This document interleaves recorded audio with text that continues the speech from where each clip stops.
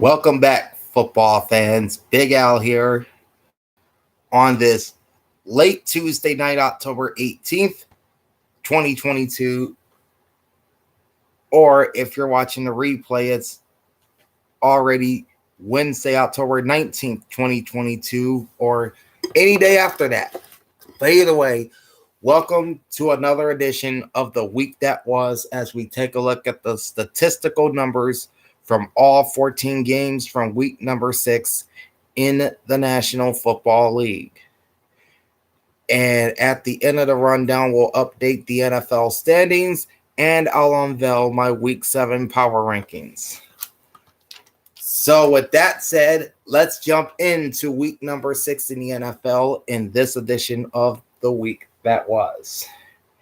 And we will start off with Thursday night football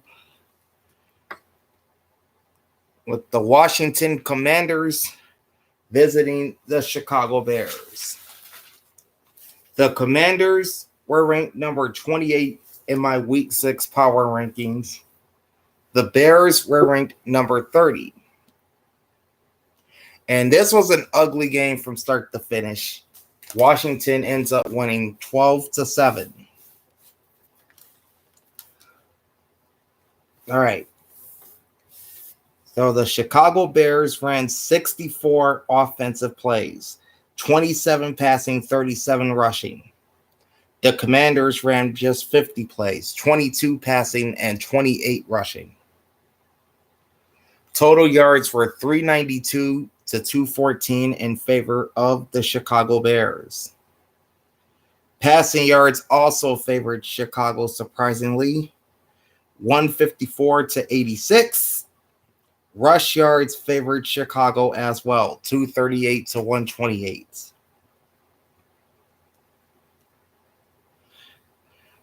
The Bears had 20 first downs in the game, while the Commanders had 14.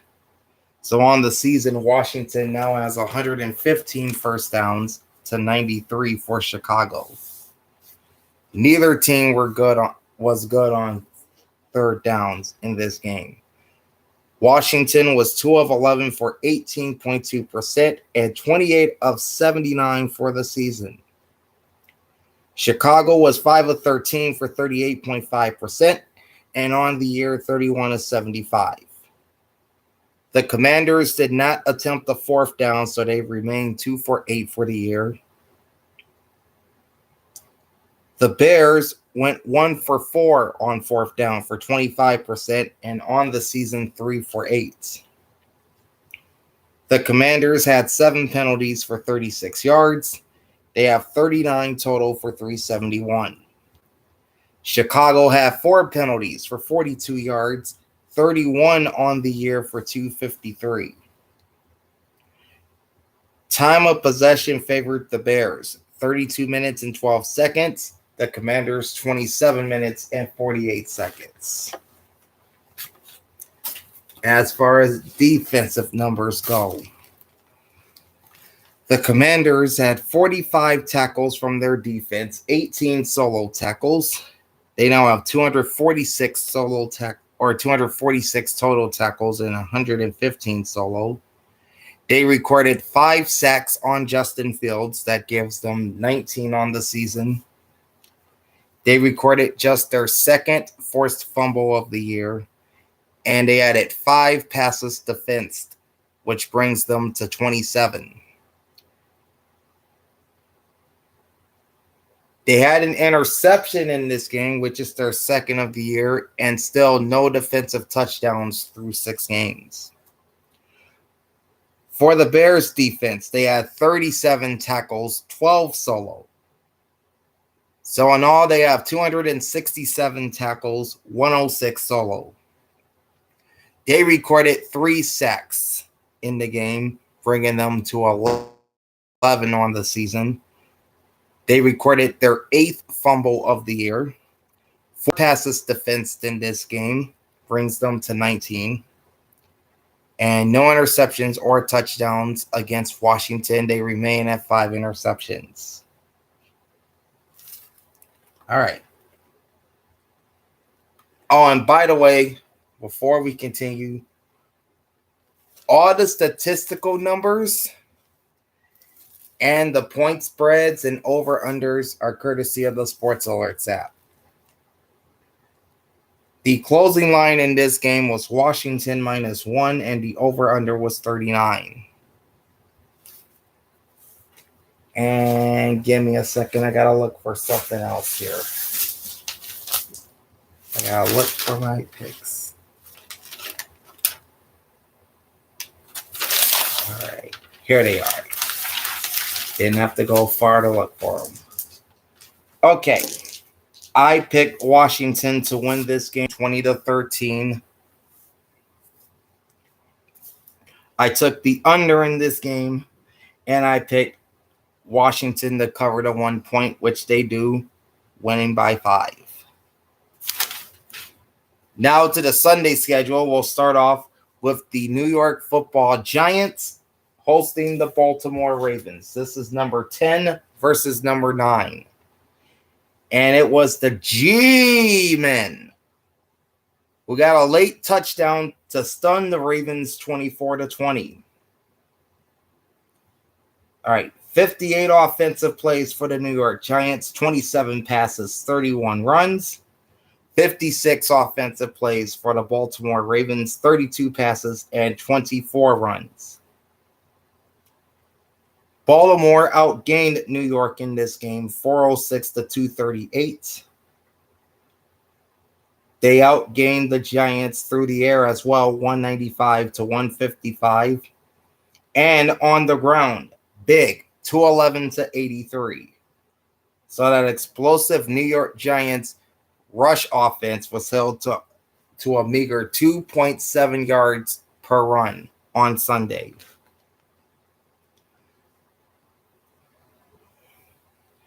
The Ravens had 23 first downs. The Giants had 18. So they're very close to each other when it comes to first downs after 6 weeks. 122 for the Giants, 121 for the Ravens. Baltimore was 4 for 10 on third down, 40%. New York was 7 of 14 on third down for 50%. For the year, the Ravens are 28 of 68. The Giants are 30 of 78. And there were no fourth down plays by either team. So Baltimore stays 2 for 6 on the season. New York 2 for 4.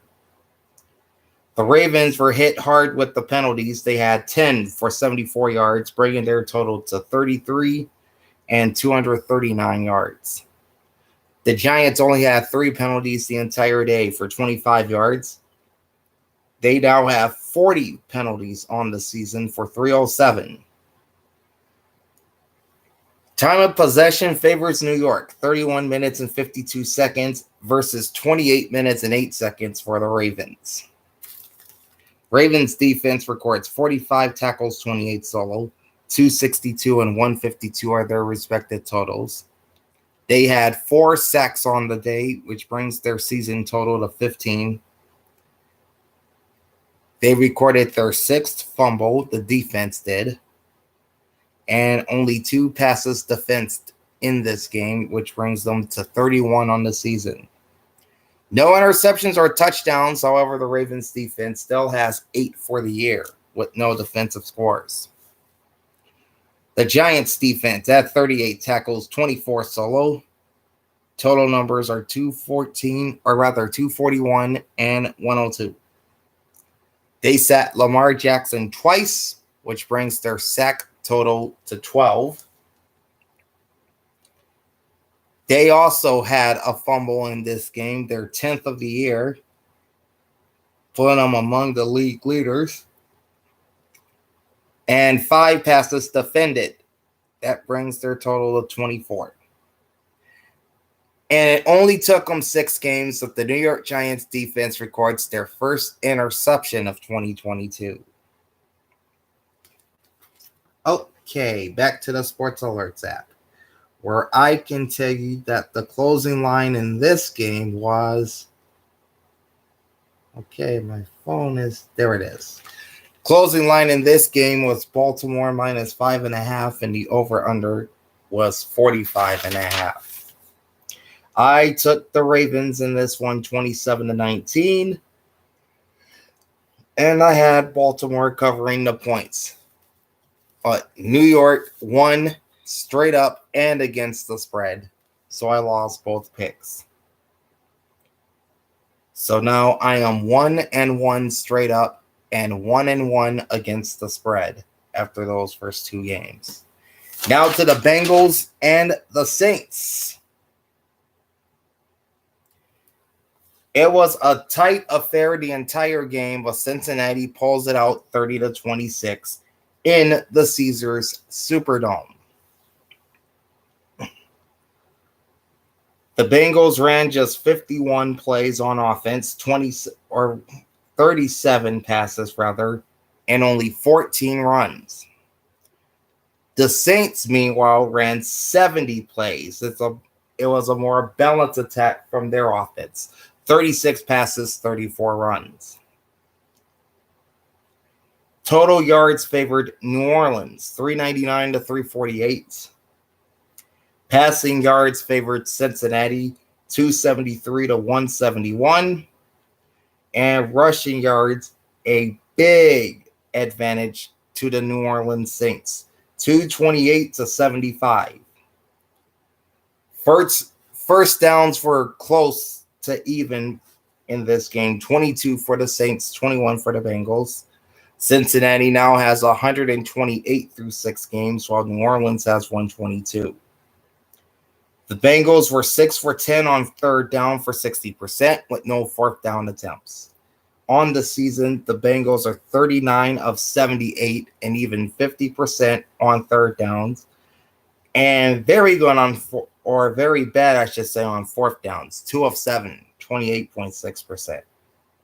The Saints, they were pretty good on third downs too, 8 for 17 for 47.1%. They are down 33 of 80 for the year at 41.3%. And 0 for 1 on fourth down. That makes them 1 for 3 on the season. Only 7 penalties combined in this game, which means this game had the fewest penalties of any of them in week 6. The Bengals had 3 for 30 yards, which brings their season total to 29 penalties and 216 yards. The Saints had 4 penalties for 34 yards.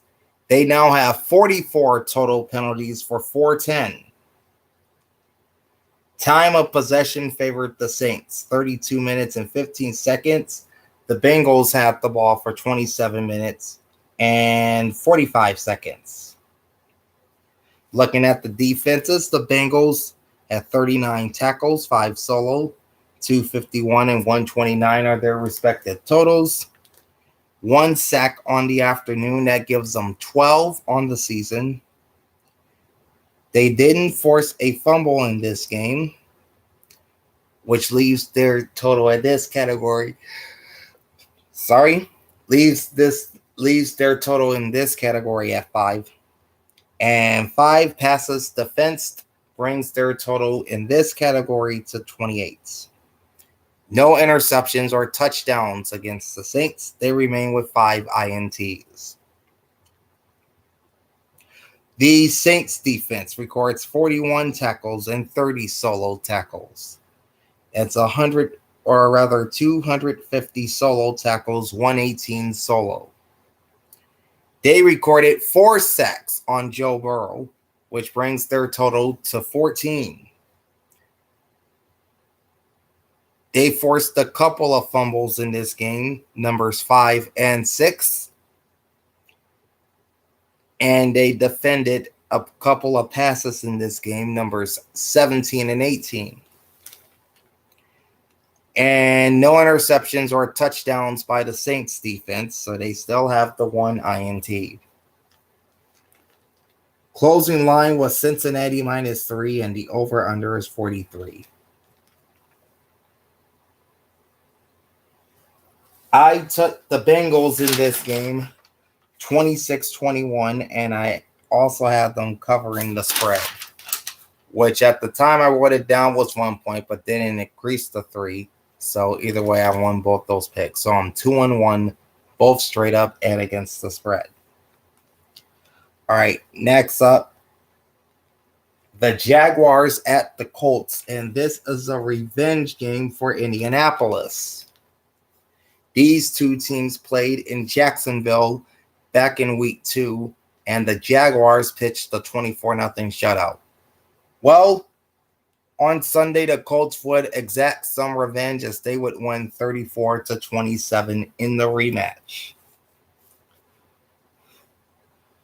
The Jaguars ran 55 offensive plays, 22 passes, 33 runs. The Colts ran 74 offensive plays, 58 passes, and just 16 runs. Total yards favored Indy, 434 to 377. Passing yards also favored Indy, 389 to 134. But the rush yards go to Jacksonville, 243 for the Jaguars to just 45 for Indianapolis. First downs favored the Colts, 29 to 25. Both teams have 130 through 6 games. Jacksonville was 5 of 10 on third down for 50%, 30 of 73 for the year, and 1 of 2 on fourth down for 50%, and on the season, 5 of 13. Indianapolis was very impressive on third downs, 10 for 15 for 66.7. For the season, they are now 35 of 84.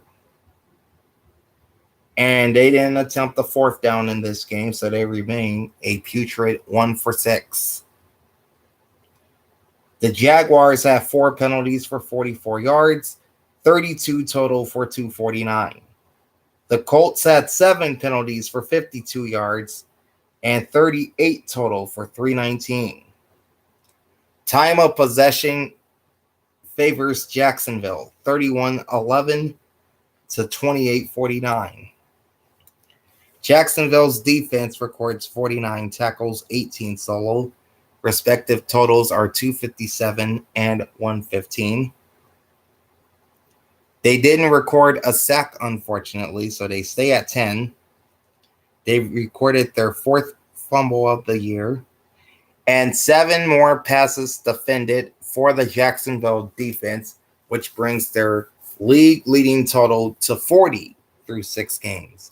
So that's about 7 passes defensed on average per game. No interceptions or touchdowns by the Jags D. So they stay at 7 INTs and 1 touchdown. The Colt defense records 47 tackles, 19 solo. They now have 275 and 144 as their totals. And man, did they hound Trevor Lawrence in this game. They sacked him 4 times, bringing their sack total to 15. They also recorded their 4th fumble of the season. They didn't have a pass defense in this game, so they remain at 18. And no interceptions or touchdowns, so Indy remains with 3 INTs.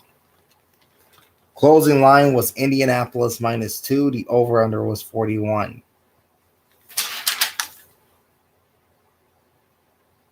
I picked Jacksonville to win 24-20 and to cover the points as the road underdog, but Indy won and covered, so I lost both picks. So now I'm 2-2, both straight up and against the spread. All right, our next game takes us down to South Beach as the Miami Dolphins, 2 straight losses after a 3-0 start, played host to Kirk Cousins and the Minnesota Vikings. And it was the visitors walking away victorious as Minnesota wins 24-16. And the Vikings won by running just 47 plays on offense, 30 passes, and 17 runs.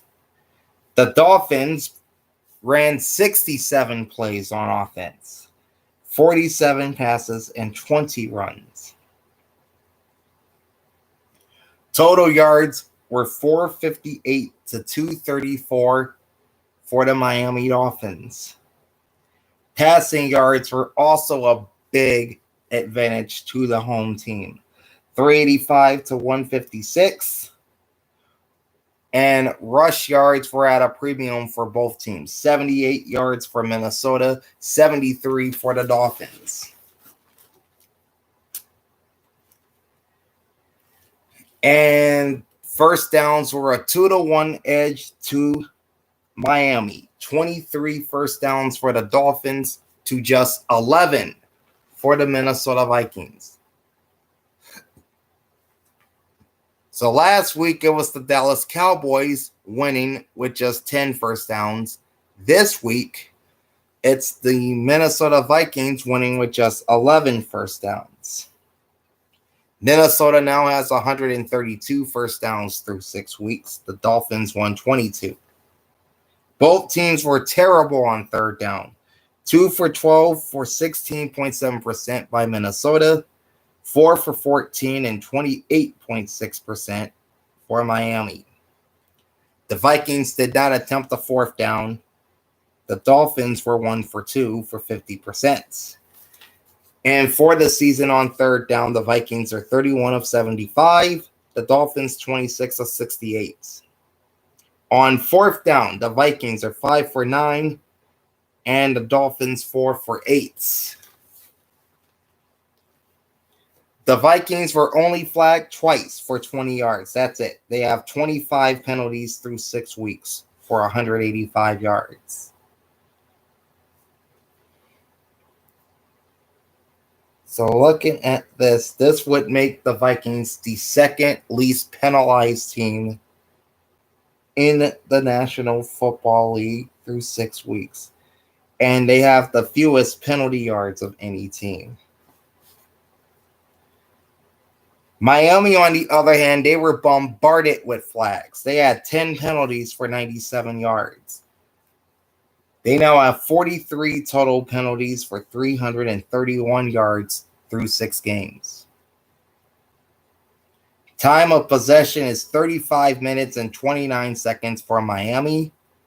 24 minutes, 31 seconds for Minnesota. That makes the Dolphins ball hawks.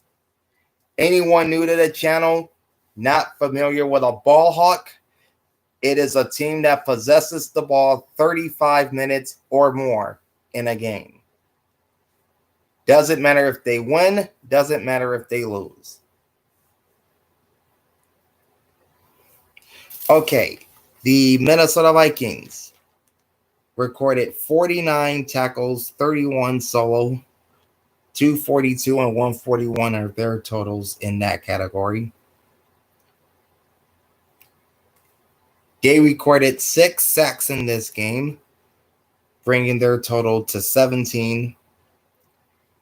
They forced their sixth fumble of the season, and 8 more passes defended brings their total to 27. And they added 2 more interceptions on their total They added 2 more interceptions to their total, which is now at 5, with no defensive touchdowns. Miami's defense, just 32 tackles, 12 solo, 243 and 101 total. They had 3 sacks on the afternoon on Kirk Cousins, brings their total to 12. They forced another fumble, their 5th of the year. They defended 6 passes, bringing their total to 26. No interceptions or touchdowns. They still have 1 INT for the season. Closing line was Minnesota -3. The over-under was 45. I picked the Vikings straight up 31-14, and I also picked them to cover the 3.5 points or the 3 points at close. Either way, I won both picks. So now I'm 3-2, both ATS and straight up. Okay, our next game is the New England Patriots at the Cleveland Browns, and this really was no contest. Brandon Zappi, the third string back for the New England Patriots, wins again as they pummel the Browns 38-15. Both teams ran 63 offensive plays, 34 passes and 29 rushes for the Patriots, 45 passes and 18 rushes for the Browns.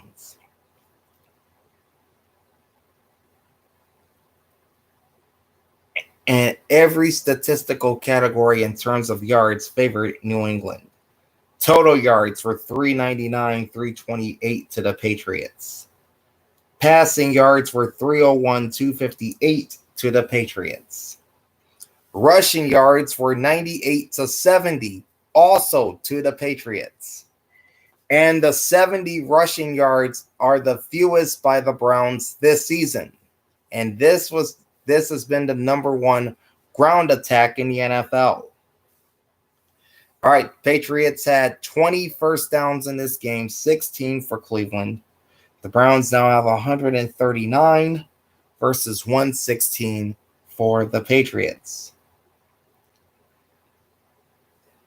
New England finished 7 of 14 on third down for 50%. They're now 28 of 70 through 6 games. Cleveland, a dismal 4 of 15 on third down for 26.7%. They're now 35 of 85.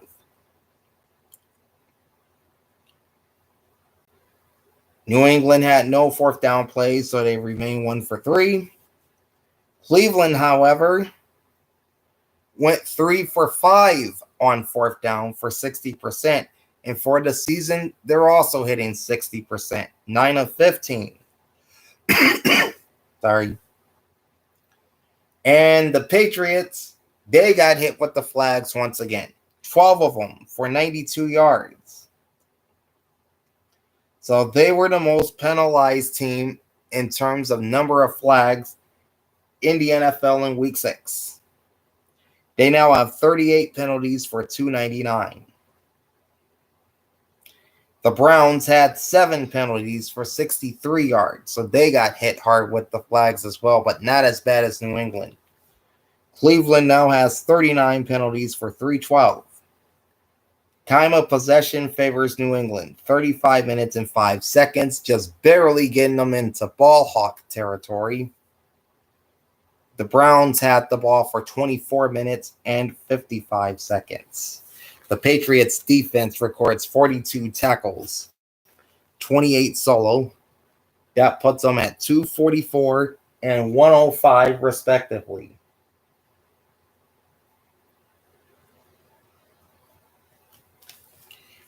They recorded 3 sacks on the afternoon on Jacoby Brissett, ex-Patriot. They now have 16 total sacks for the year. They forced the fumble in this game. They're up to 6. And 8 passes defended brings them to 21. And they added 2 more interceptions, bringing their season total to 6 with 1 defensive touchdown.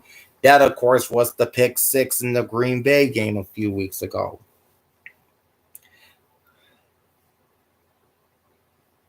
The Browns defense records 42 tackles, 14 solo. They now have 238 total tackles, 134 solo.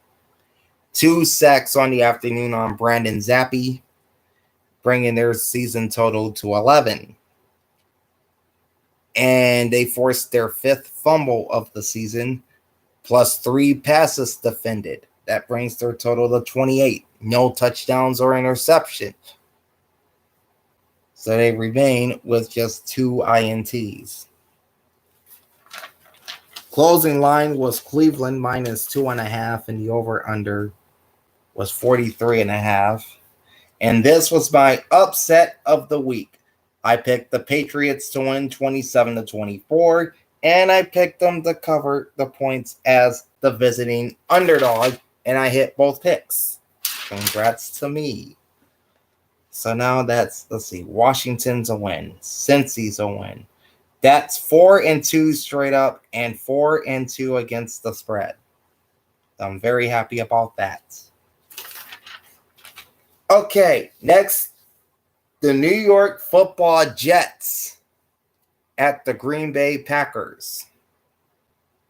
Now, Aaron Rodgers couldn't lose to a New York team in back-to-back weeks, could he? Apparently, he could. The Jets went into Lambeau Field and won 27-10, and they really didn't play their best ball. All right, the Jets ran 51 offensive plays, just 18 passes to 33 runs. The Packers ran 65 plays, 45 passes, and only 20 runs. Both teams finished with 278 yards of offense. That's pretty rare, where you have both teams finish with the same amount of yards for the game. But it happened here. Green Bay dominated New York through the air, 218-99. While on the flip side, the Jets ruled on the ground. 179 rush yards for the New York Jets to just 60 for the Green Bay Packers. So rushing yards were a near 3-1 clip to New York. First down slightly favored Green Bay, 15-14. The Packers now have 122 for the season. The Jets have 117. And this is part of the reason why the Jets did not play all that well. They were very bad on third down. 1 for 11 for 9.1%. They're now 29 of 84 for the season. And no fourth down plays for the Jets. They remain at 50%, 5 of 10. The Packers, not much better. 4 of 16 on third down for 25%. They're now 28 of 73. And a terrible 1 for 4 on fourth down at 25%, which is their season total. 25%, 2 out of 8. And both teams had 7 penalties. 79 yards on 7 penalties for the Jets. Gives them 37 on the year for 441. And 42 yards on 7 penalties for the Packers. Gives them 31 for 219. Time of possession favors the Green Bay Packers, 31-11 to 28-49, which is the same balance in the Jacksonville Indy game. The Jets defense records 47 tackles, 23 solo, 249 and 99 their respective totals. They sacked Aaron Rodgers 4 times, raised their sack total to 14. 1 forced fumble in this game, that's their 5th of the year. 5 passes defended, they're up to 30 now. No interceptions or touchdowns. So the New York defense remains at 7 interceptions and 1 touchdown. The Green Bay defense records 41 total tackles, and they too had 23 solo tackles. 256 and 145 are their respective totals. They sacked Zach Wilson twice, which brings their sack total to 14, same as the Jets. They didn't force a fumble in this game, so they're stuck at 3. They defended 5 passes, just as the Jets did against them. So now that's only 12 on the season for the Packers, by far the fewest of any team in the NFL. And no interceptions or touchdowns. They still have 1 interception. All right. So this is Green Bay and the Jets. Oh, I hit the wrong game. Here we go. Closing line is Green Bay minus 7.5. Over under is 44. I picked Green Bay to win 28-23. And I picked the Jets to cover the 7 points. So I lost the straight up pick. So now I'm 4-3 in my straight up picks. But I did pick the Jets to cover the point spread, which they did. They won and they covered. So now I'm 5-2 ATS. If you're joining me late, this is the week that was, as we run down the statistical numbers from week number 6 in the NFL. And we are halfway through, as our next game is the San Francisco 49ers at the Atlanta Falcons. And the injury bug hit the 49ers hard in this game. Many of their key defensive players were injured. Many of them during the game.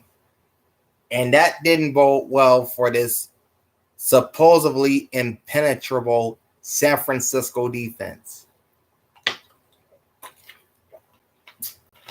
Atlanta capitalized on all that and won this game 28-14. All right, the Niners ran 57 offensive plays, 41 passes, and 16 runs. Atlanta ran 54 plays, 14 passes, that's it, just 14 passes, and 40 runs.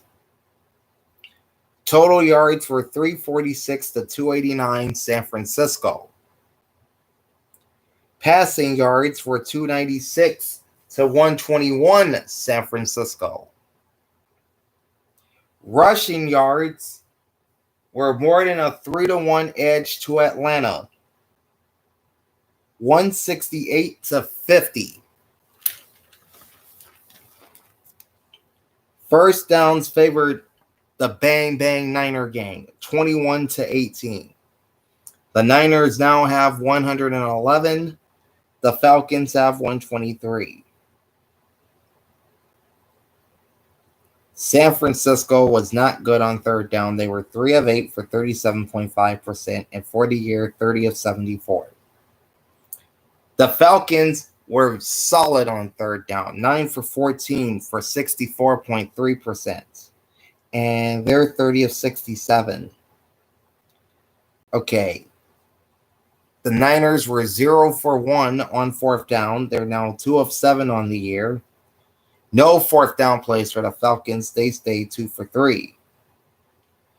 All right. 5 penalties on both teams in this game.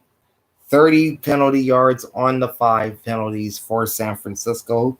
That gives them 38 for the year for 270. And 40 yards on 5 penalties for Atlanta. This gives them 27 flags for 209.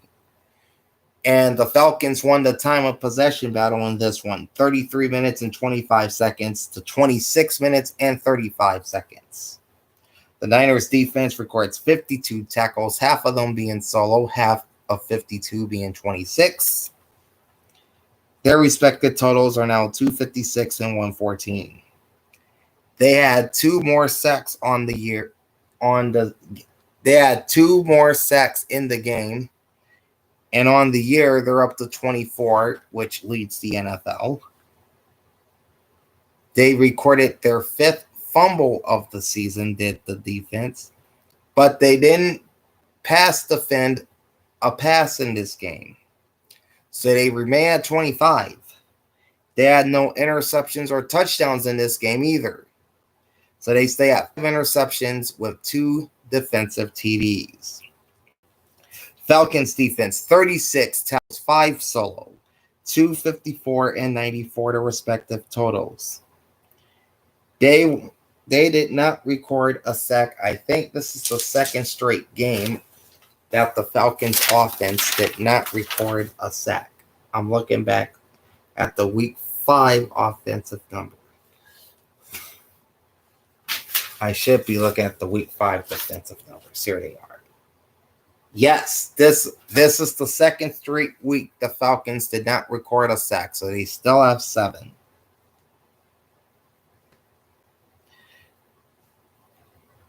They recorded their 4th fumble of the season, and they had 8 passes defensed in this game, bringing their total to 27. 2 more interceptions brings their total to 6, and still no defensive touchdowns.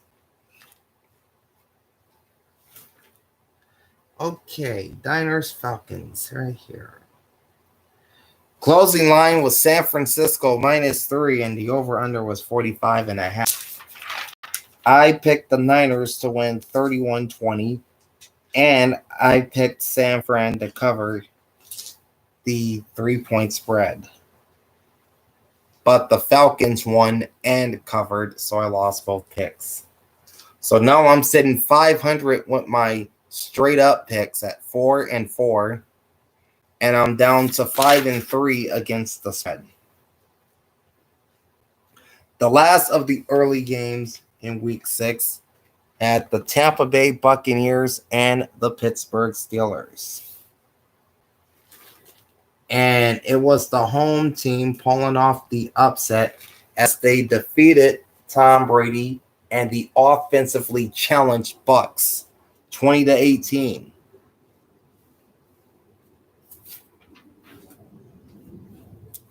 All right.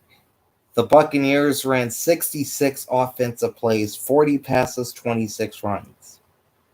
Balanced offensive attack for Pittsburgh, 59 total plays by the Steelers, 30 passes, and 29 runs. All right, total yards favored Tampa Bay, 304 to 270. Passing yards also favored the Bucs, 229 to 193. Rushing yards, and they were at a premium in this game as well, and they favored the Steelers, 77 to 75. First downs in favor of Tampa Bay, 20 to 15. The Buccaneers now have 125, or rather 123 through 6 games. The Steelers have 107. All right, the Buccaneers 4 of 14 on third down, 28.6%, and now 31 of 82 for the year. Steelers 7 of 15 on third down, 46.7%. 31 of 79 for the season. And both teams were 100% on fourth down. 2 for 2 for Tampa Bay, which makes them 3 for 5 on the year. 1 for 1 for Pittsburgh, and that makes them 2 for 5. The Buccaneers had 6 penalties for 42 yards, 36 total for 293. The Steelers had 7 penalties for 45 yards, 37 total for 258. Time of possession favors Tampa Bay slightly, 30 minutes and 1 second, to the Steelers' 29 minutes and 59 seconds. Bucs defense records 41 tackles, 14 solo, 262 and 121 are their totals. They added 2 more sacks in this game. That brings them to 21. They did not force a fumble in this game, so they're still at 8.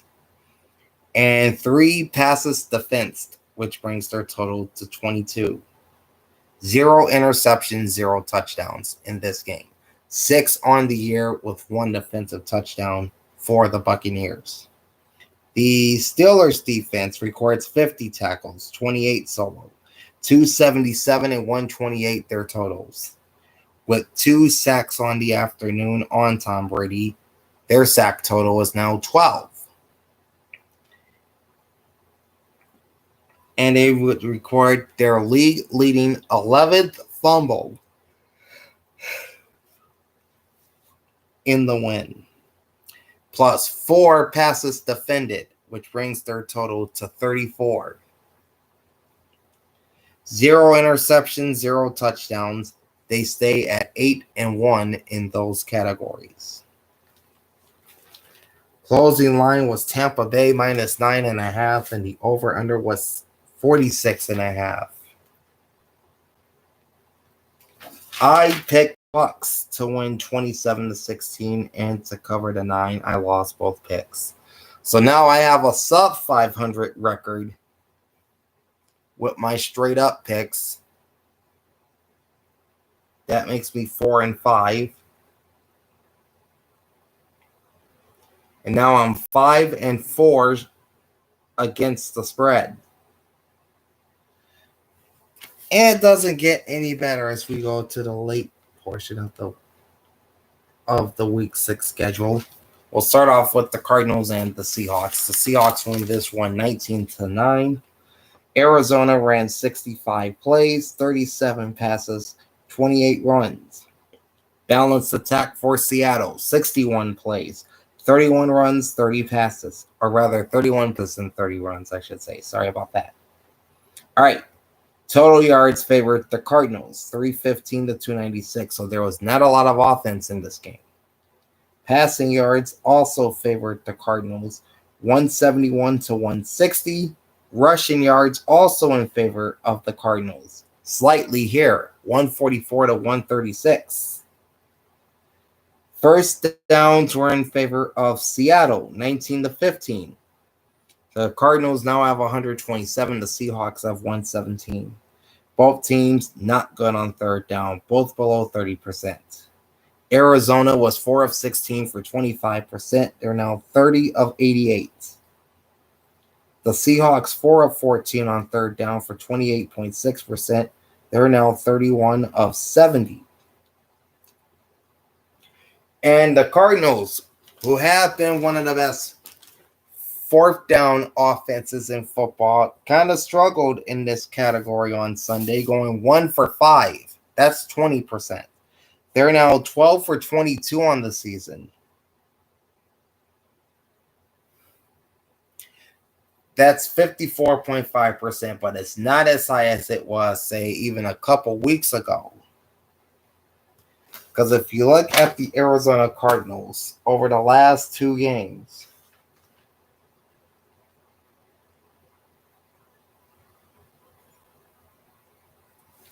they are a combined 2 for 6 on fourth down. All right, both teams had 6 penalties. You have 53 yards on 6 flags for Arizona, 38 total for 348. 44 yards on 6 penalties for Seattle. That gives them 50 for 435. Time of possession favors the Arizona Cardinals, 30 minutes, 44 seconds versus 29 minutes and 16 seconds for the Seattle Seahawks.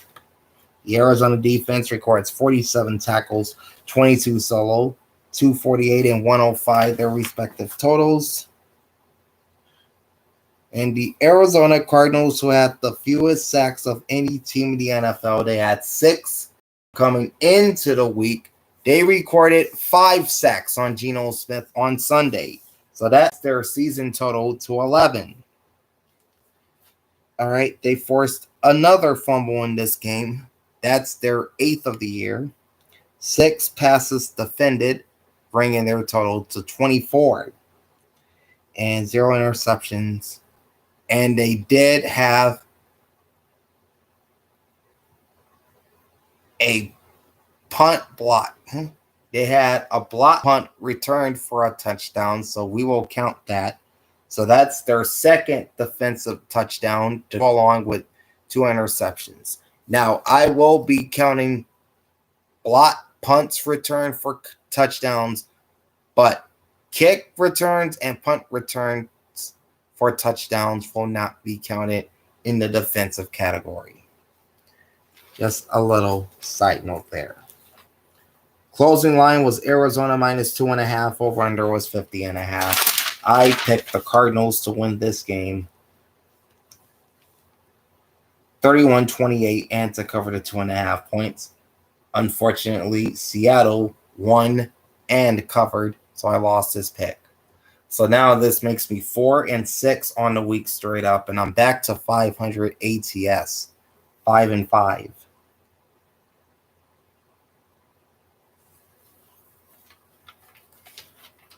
Okay, next up is the Carolina Panthers at the LA Rams. And the defending Super Bowl champions got back on track with a 24-10 win over the slumping Carolina Panthers, who lost their first game under interim head coach Steve Wilkes.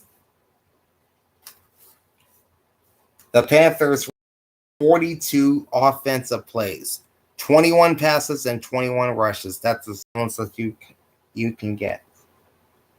62 offensive plays for the Champs, 33 passes and 29 runs. So that's pretty balanced as well. All right, 360 yards for the LA Rams, the 203 for the Panthers. That's total yards. Passing yards favored Los Angeles, 249 to 110. Rush yards also favored LA, 111 to 73, or 93, I should say. And look at this.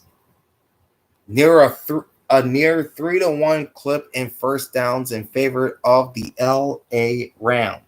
22 first downs for LA, 8 for Carolina.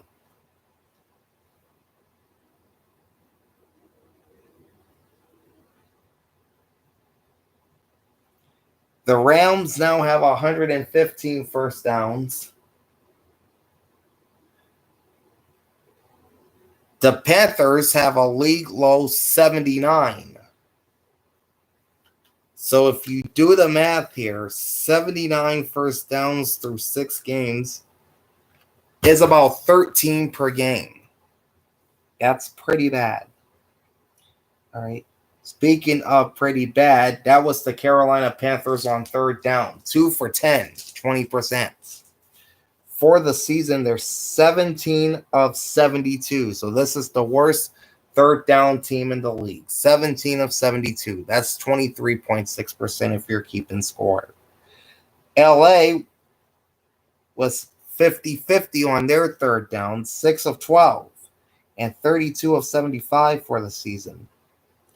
Neither team had a fourth down play, so the Panthers remain at 50% at 5 for 10.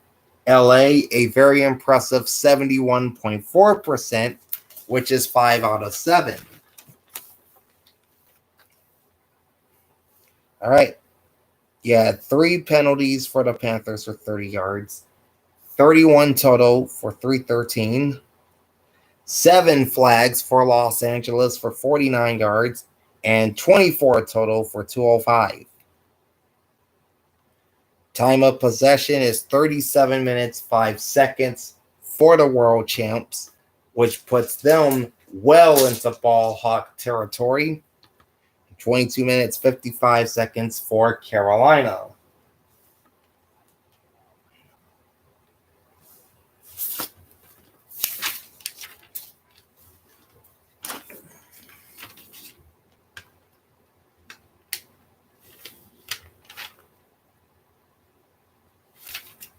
All right, the Panthers defense, 44 tackles, 18 solo,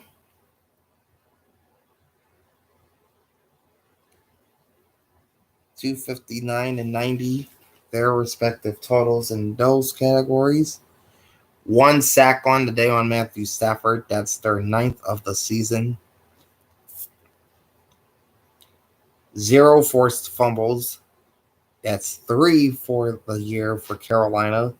3 passes defended. That brings their total to 23. They had another pick 6 in this game.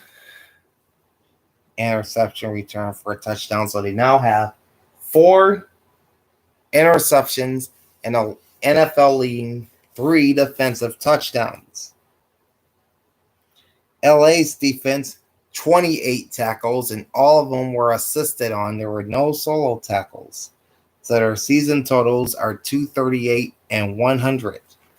They record 2 sacks, which brings their total to 12. They, too, had no fumbles, so they're stuck at 6. 4 passes defended brings their total to 19. They added another interception as well. That's their 5th of the year versus no touchdowns.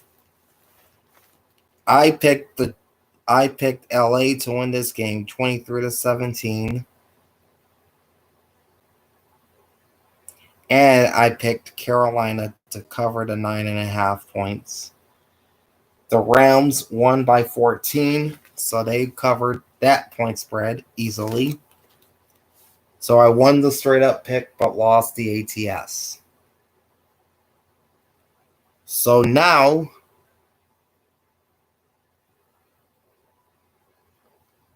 I'm 5-6, both straight up and against the spread.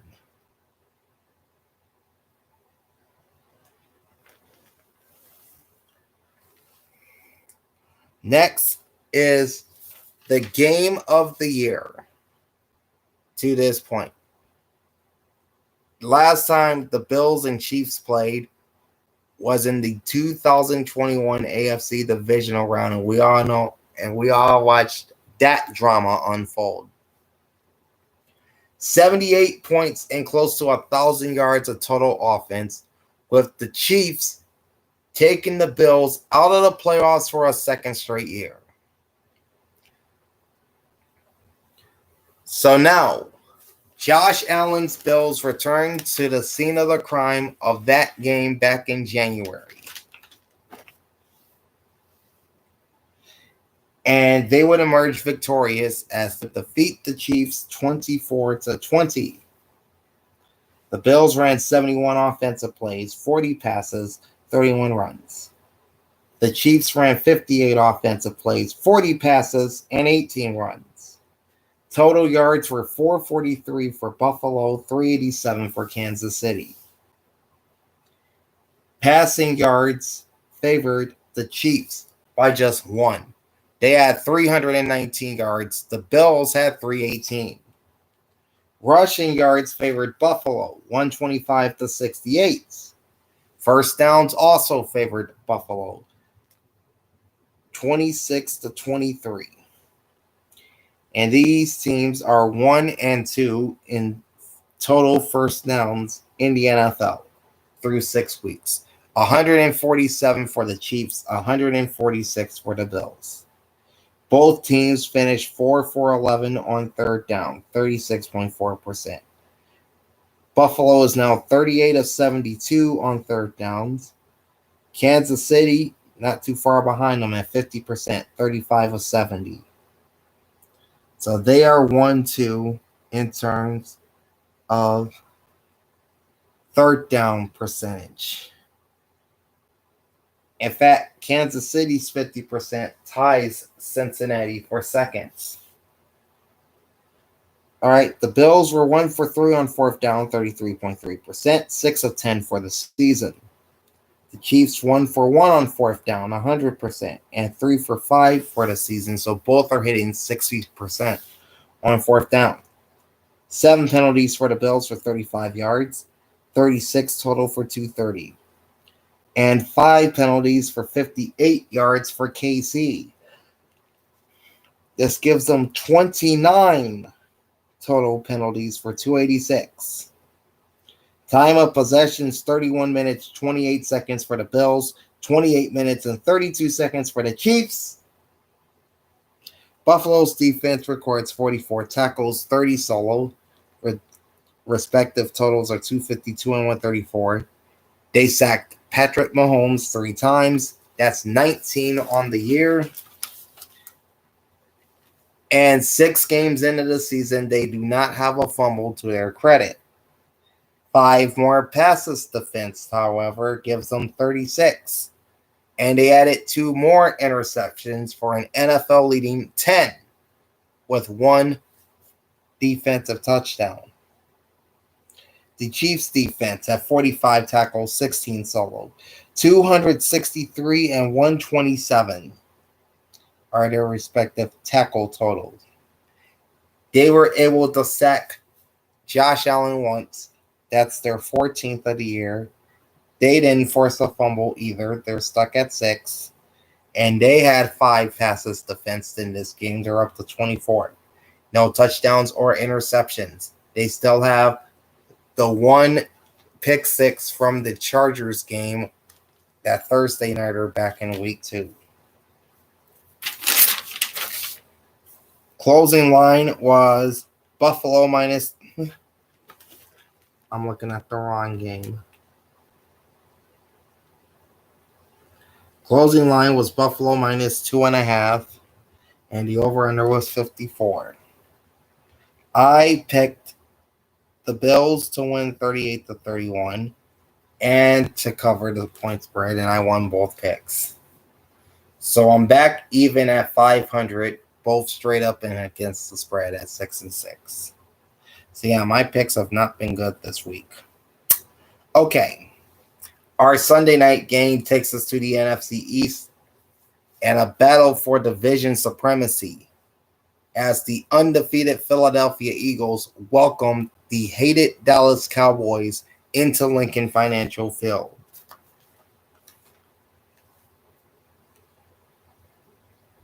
And this is pretty much what an Eagles game looked like on Sunday night. Dominant first half, a little slump in the third quarter, let the opponent back in, but then delivered a knockout blow in the fourth quarter, like Rocky, as the Eagles stay undefeated with a 26-17 win. Each team ran 64 plays. Dallas had 38 passes and 26 runs. Philadelphia had 25 passes and 39 runs. Total yards were 315 to 268 in favor of the Cowboys. They also outgained Philly through the air 181 to 132. Rushing yards a slight advantage to Philly, 136 to 134. Same with first downs, 22 for the Eagles, 21 for the Cowboys. Philly now has 144 first downs to 100 even for Dallas. The Cowboys were 4 for 10 on third down, 40%, now 25 of 78 for the year. Eagles 6 of 14 on third down, 42.9%, and now 38 of 87. The Cowboys were 0 for 1 on fourth down and now 4 for 8 for the year. The Eagles 1 for 1 on fourth down against the Cowboys for 100%. They're now 9 for 13 at 69.2%. This would make them second. This would make them third in the NFL in fourth down conversions at 69.2%. Dallas was bombarded with flags. They had 10 for 72. Now they have 42 total for 322. The Eagles only had 2 penalties the entire night for 10 yards and 31 total for 233. Time of possession easily favors the Philadelphia Eagles. At 34 minutes and 30 seconds, they were very close to reaching ball hawk territory once again. The Cowboys had the ball for 25 minutes and 30 seconds. The Cowboy defense records 46 tackles, 20 solo, 272 and 157 their respective totals. They added 4 sacks on Jalen Hurts, upping their total to 24, tying the 49ers for the league lead in sacks. 0 forced fumbles keeps them at 4. 3 passes defended brings them to 21. No interceptions or touchdowns, so they still have 4 INTs and 1 defensive TD. Philly's defense records 39 tackles, 15 solo, 245 and 125 the respective totals here. And for the first time this season, the Eagles did not record a sack in the game, so they stay at 16. They didn't record a fumble either, so they stay at 6 in that category. But they did have a league-wide high 12 passes defended. That brings their total to 38. That's number 2 in the league behind Jacksonville. And they added 3 more interceptions on Cooper Rush, which brings Philly's interception total to 9 with 1 defensive touchdown. I picked the Eagles to win 24-21, but I picked Dallas to cover the points. And the closing line was Philadelphia minus 6.5, and the total was 42.5.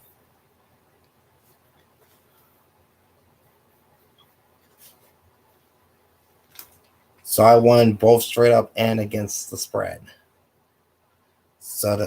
I won straight up but lost against the spread. So now I'm 7-6 straight up.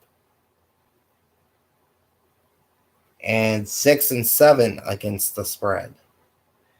And in the last game of the week, you had the Denver Broncos and the Los Angeles Chargers. And the struggles for Russell Wilson and the Broncos offense continues as they lose to LA in overtime, 19-16. The Broncos ran just 51 plays, 28 passes, 23 runs. The Chargers, meanwhile, ran 81 plays, 57 passes, and 24 runs. And not a lot of offense in this game either. Total yards are 297 to 258 to the LA Chargers. Passing yards were 224 to 160, also to the LA Chargers. Rushing yards were 98-73, advantage to the Denver Broncos. Nearly a 2-1 clip in first downs favored Los Angeles. They had 24 first downs. Denver had 13. For the year, the Chargers have 127. The Broncos have 97. One team was bad on third down. The other team was pretty good. The Broncos 4 of 14 on third down. That's bad. 28.6%. For the year, they're 26 of 86. The Chargers, again, pretty good on third down. 11 of 22 for 50%. 1 of 3 on fourth down for 33.3%. LA now 38 of 91 on third down. 6 of 14 on fourth down. And Denver remains 3 of 6 on fourth down. 10 more penalties for the most penalized team in the NFL, the Denver Broncos, for 151 yards. They now have 54 penalties. So in 6 weeks, they're averaging 9 penalties a game for 486 yards. So let's see, 486 yards. They're averaging 9 penalties and 81 yards per game. That's not good.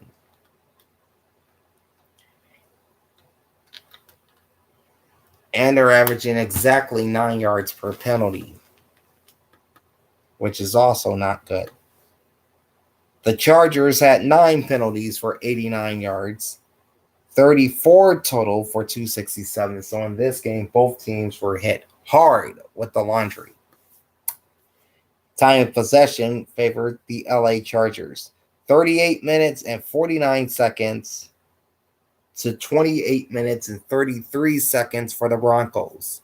So that means the Los Angeles Chargers, who possessed the ball longer than any team in the NFL this week, is our ball hawks of the week for week 6. Congratulations, Brandon Staley.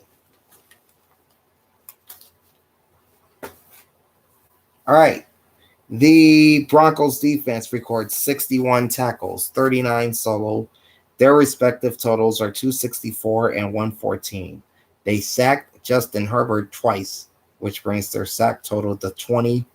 No fumbles in the game, so they stay at 11. They're tied with the Steelers now for the league lead. 9 passes defended brings them to 29, and they added another interception, their third of the year. The Chargers defense at 38 tackles, 21 solo. Totals are 244 and 128. They sacked Russell Wilson 4 times. That's 15 now on the year. They forced fumble number 5 in this game. 3 passes defended. That's 23 on the year. No interceptions or touchdowns. They're still stuck with 6 interceptions. Closing line was the Chargers -4, and the over-under was 45.5. I took the Chargers to win 31-17 and to cover the 5 points. But Denver wins, or Denver covers, I should say, as they only lost by 3. And the closing line was 4. So again, I lost the ATS pick. So, kind of an up and down week as far as my picks are concerned. I went 8-6 straight up. So now my record is 59, 34, and 1.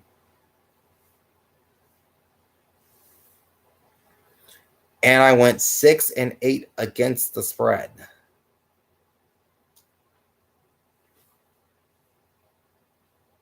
Which means my record is now 43. I'm trying to think here.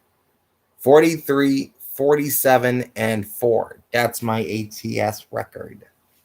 Okay, speaking of records, it's time to update the standings in the NFL after 6 weeks. And we'll start with the AFC North,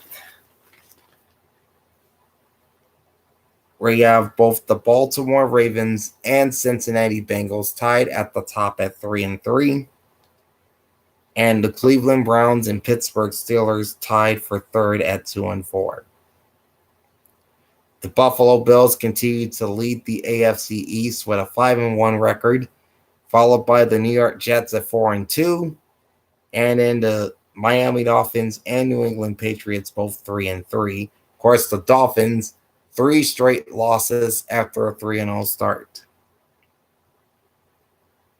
The Tennessee Titans remain on top in the AFC South at 3-2.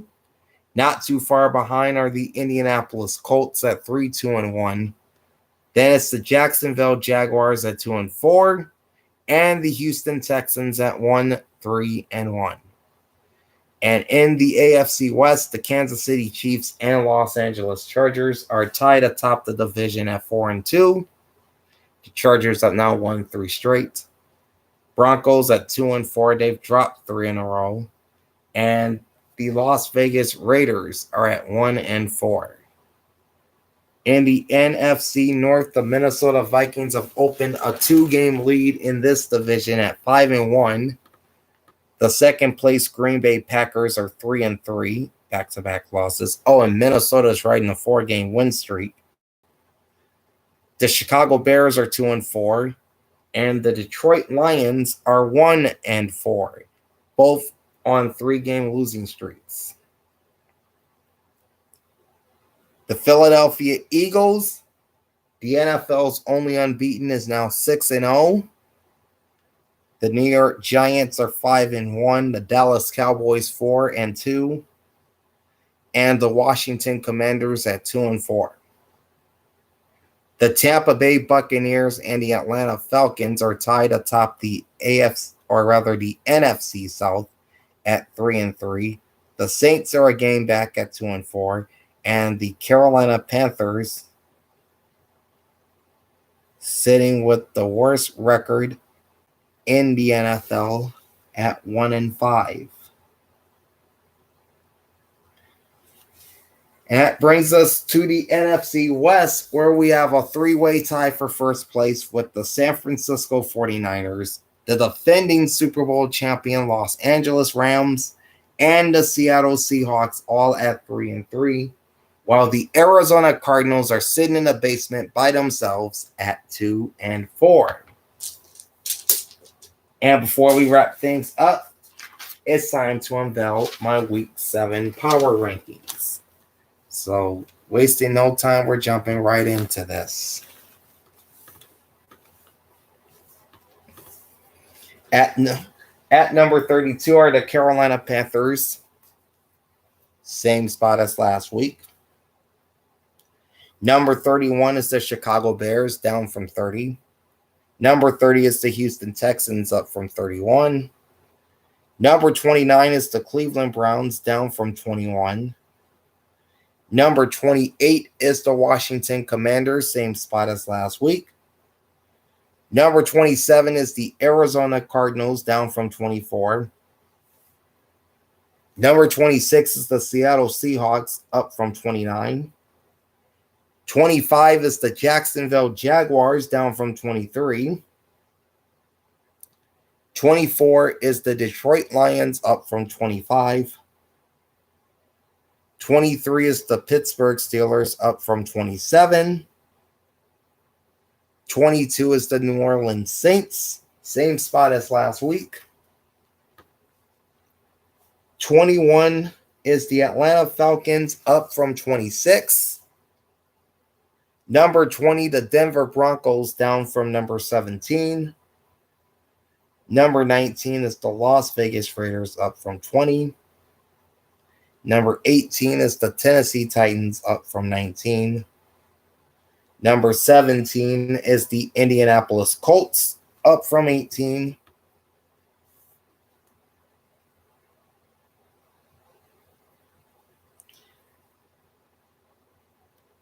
Number 16 is the Miami Dolphins, down from 8, and this is my biggest drop this week. Number 15 is the New York Jets, up from 16. Number 14, despite winning, are the LA Chargers, down from 12.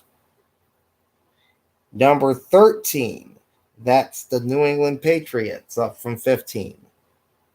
Number 12 is the Baltimore Ravens, down from 9. 11 is the Green Bay Packers, down from 7.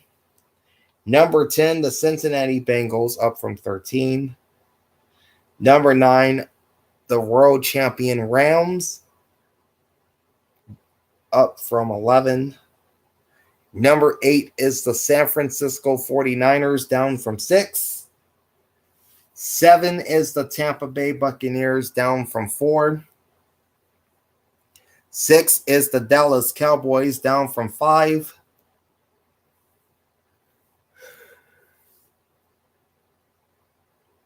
Okay. Number 5 is the Minnesota Vikings, up from 14, and that's my biggest jump this week. Number 4 is the New York Giants, up from 10. Number 3 is the Kansas City Chiefs, down from number 2. This week's number 2 is the Philadelphia Eagles, up from number 3. And at number 1, once again, the Buffalo Bills. And ladies and gentlemen, that is it for week 6 in the National Football League and this edition of the week that was. I will be back shortly to tell you about the week 8 college football schedule and the announcers for all the games this weekend in the world of college gridiron. So join me for that. And then I'll make my pick straight up and against the spread for week 7 on Thursday, plus the Sunday afternoon maps and the announcers for all the NFL games this coming week. That's on Thursday.